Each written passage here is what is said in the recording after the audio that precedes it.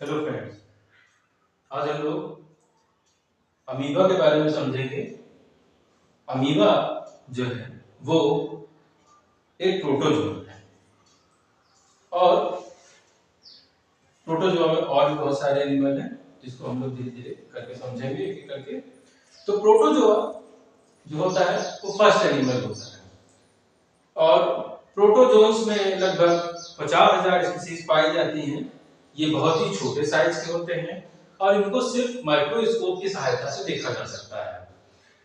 ज्यादातर जो प्रोटोजोन्स होते हैं वो जो वो एक्वेटिक होते हैं, लेकिन कुछ प्रोटोजोन्स ऐसे भी होते हैं जो कि हमारे मॉइस्ट सॉइल में भी पाए जाते हैं।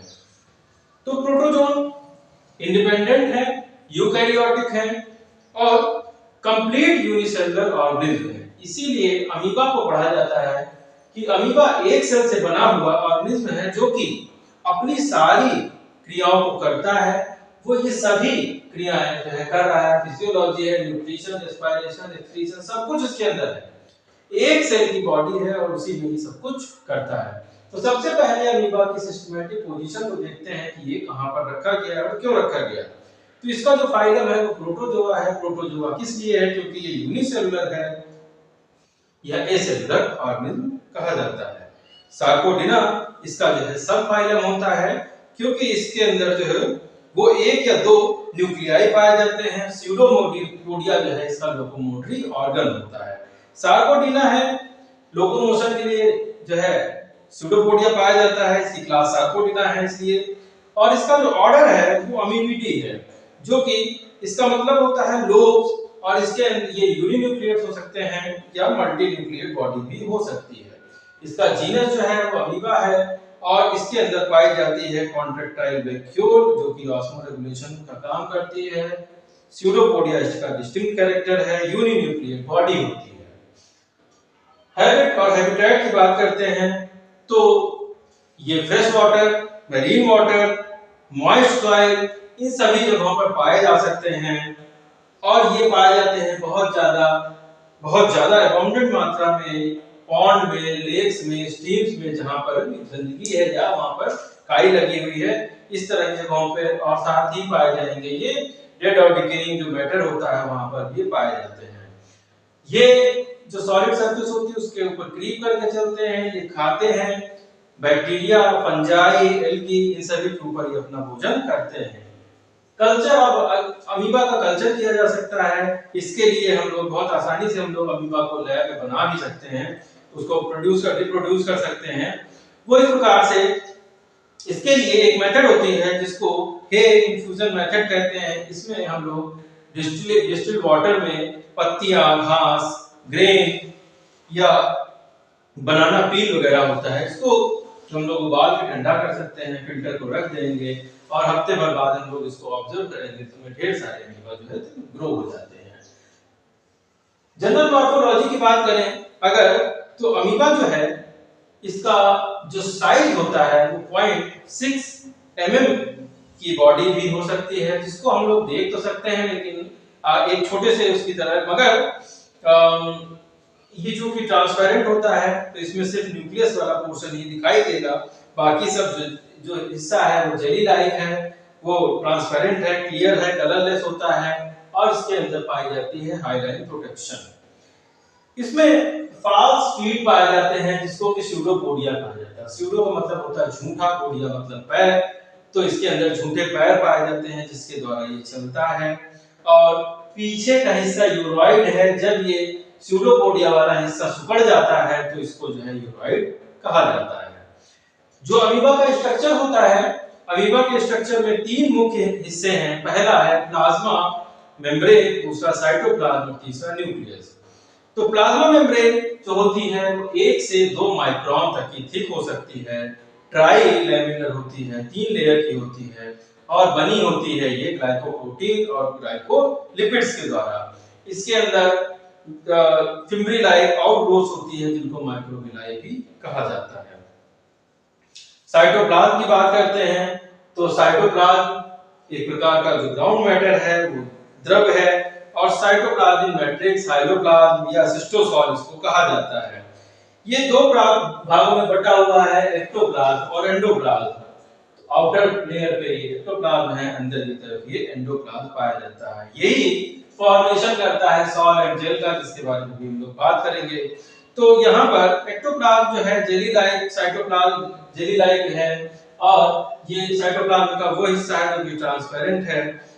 यहाँ पर जो है अंदर की तरफ छोटे छोटे ग्रेन्यूल्स पाए जाते हैं। एंडोप्लाज्म का जो हिस्सा है वो स्टीमिंग मूवमेंट करता है और साइक्लोसिस करता है। इस प्रकार से ये रोटेट करता रहता है, घूमता रहता है।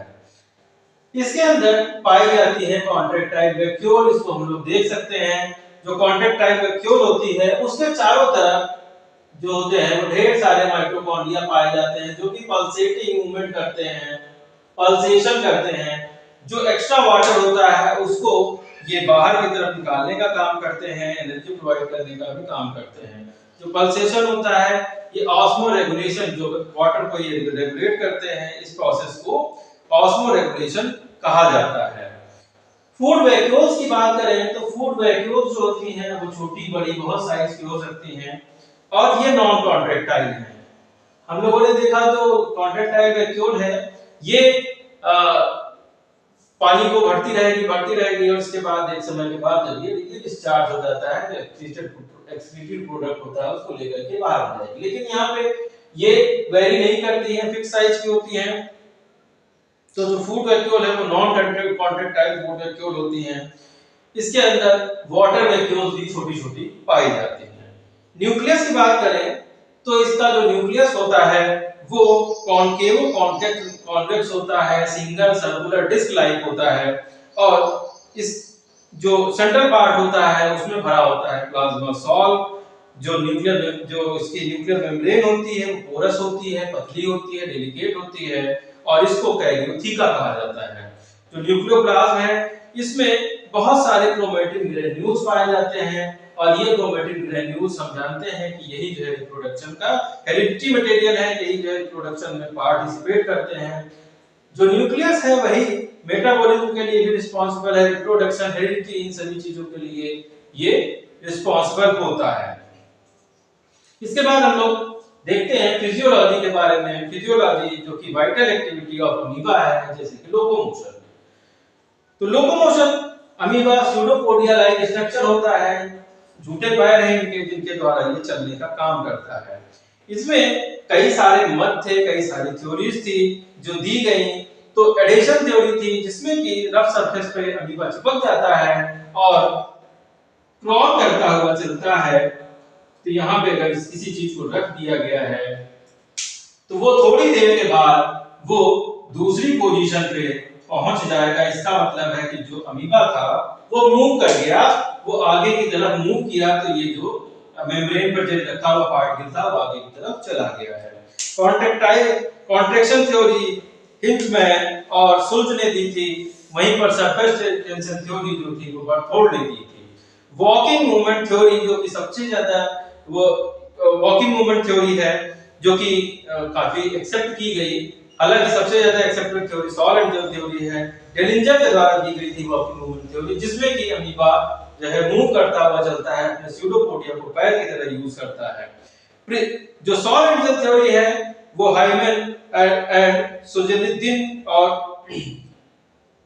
पोंटिन एंड मार्श ने दी। यहाँ पर इस थ्योरी को प्रेशर एक्टोप्लाज्म कॉन्ट्रैक्शन थ्योरी भी कहा जाता है। इसमें ये थ्योरी ये बताती है कि जो एक्टोप्लाज्म और एंडोप्लाज्म है ये आगे की तरफ प्रेशर जनरेट करेगा, और जिससे कि स्यूडोपोडिया आगे की तरफ ग्रो कर जाएगा, आगे की तरफ बढ़ेगा, और धीरे धीरे आगे की तरफ मूव करता चला जाएगा और पीछे की तरफ से सिकुड़ता हुआ चला जाता है। इस प्रकार से इसका मूवमेंट होता है। Molecular folding and unfolding theory Huxley ने दी थी, और इसके fountain zone contraction theory Allen ने दी थी।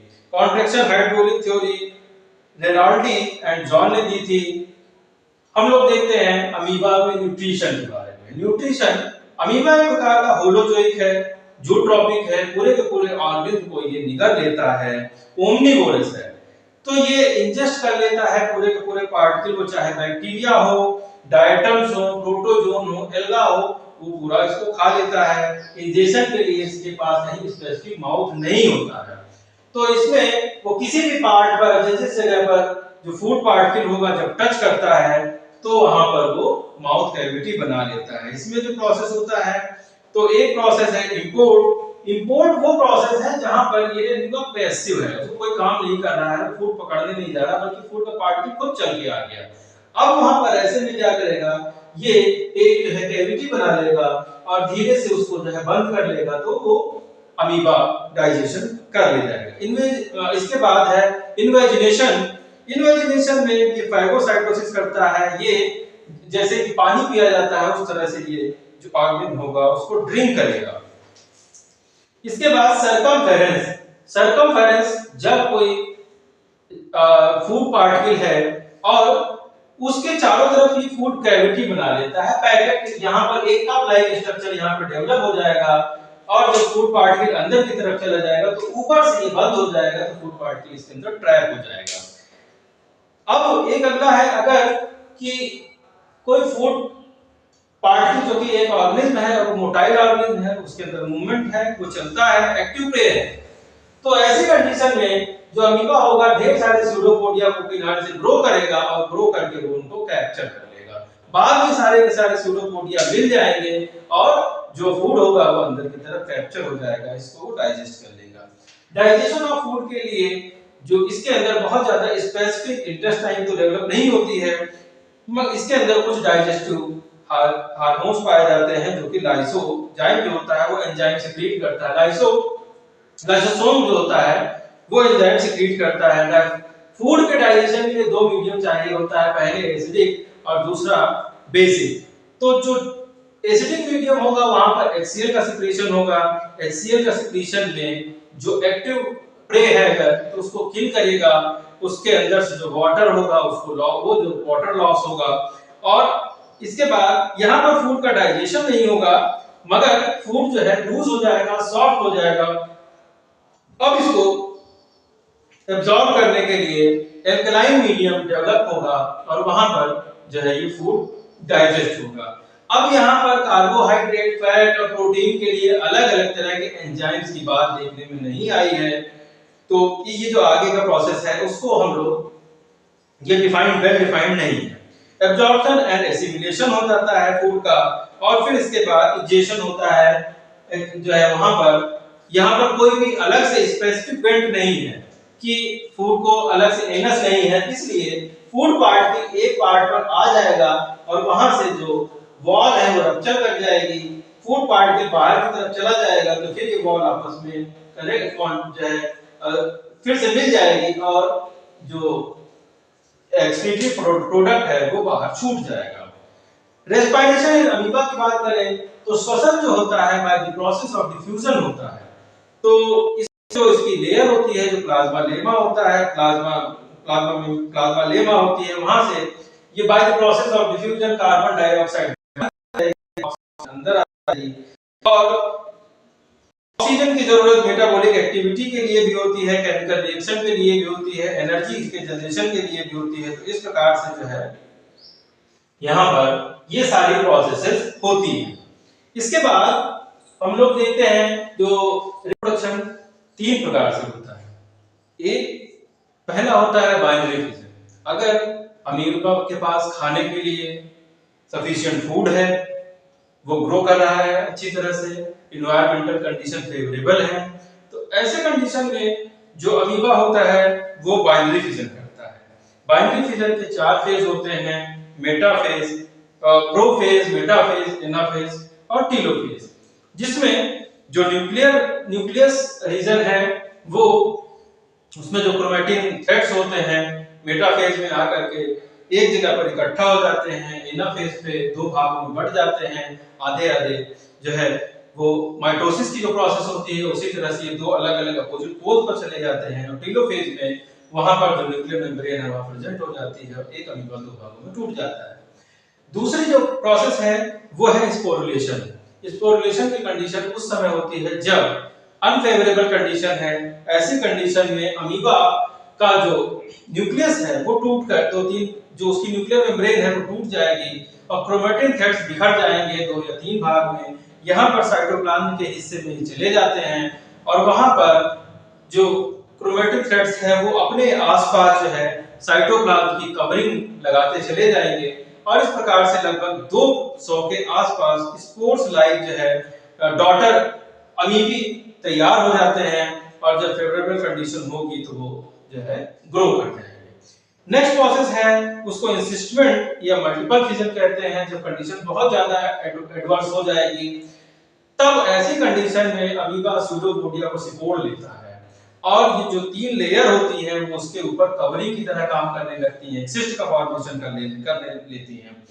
इसके बाद जो न्यूक्लियाई है वो बहुत सारे डॉटर न्यूक्लियाई में ब्रेक डाउन हो जाएगा, टूटता चला जाएगा और वो जो न्यूक्लियाई होंगे साइटोप्लाज्मिक मटेरियल को अपने आसपास जो है चिपका लेंगे। तो हर न्यूक्लियाई के पास जो है थोड़ा सा साइटोप्लाज्म होगा, न्यूक्लियर मटेरियल होगा और स्पोर्स ढेर सारे ये बना लेंगे। तो ऐसी कंडीशन में ये लगभग 500 से 600 माइन्यूट जो है डॉटर न्यूक्लियाई बन जाते हैं और इससे जो है फॉर्मेशन होता है अमीबुली का, जिसको कि स्यूडो स्पोरोफोर स्पोर्स बोलते हैं। तो इस प्रकार से ये जो अमीबुली हैं बाद में रिलीज हो जाते हैं और ढेर सारे अमीबा का फॉर्मेशन हो जाता है।